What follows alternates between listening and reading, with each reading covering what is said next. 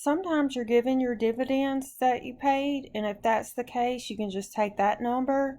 Sometimes you're told how much dividends have been declared during the period, and then you just need to take into account any changes in your dividends payable, and that will be your number. And sometimes, as in this case, I'm going to show you now how we calculate it just by having a balance sheet and an income statement. So let me show you how you can do that.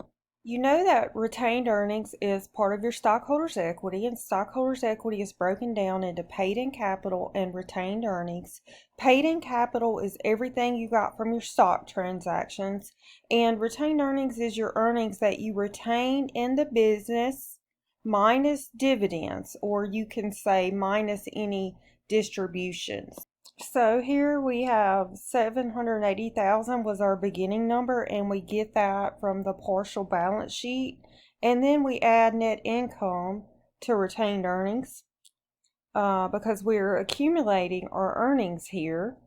And then we are told that our ending is 1,500,000. So we need to solve for X, and X is where we reduce our retained earnings for dividends. So the way we solve is we put in 780,000 plus your net income of 900,000 less your ending retained earnings balance, and we have dividends declared of 180,000. Now at this point, what we got to do is look and see whether or not we actually paid out everything that we declared. So we declared 180,000. Let's look at our dividends payable up here. And it went from 75,000 up to 85,000, which means that we still owe 10,000 more. So we have not yet paid that.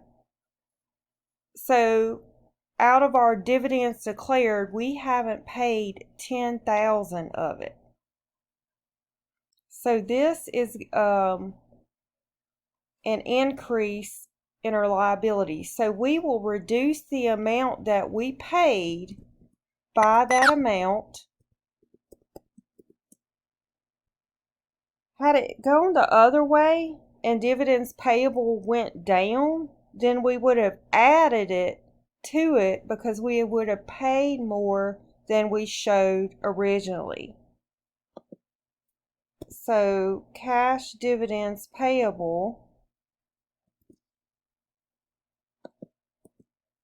would be 170,000. So 170,000 is the amount that you would reduce in your financing section for these dividends.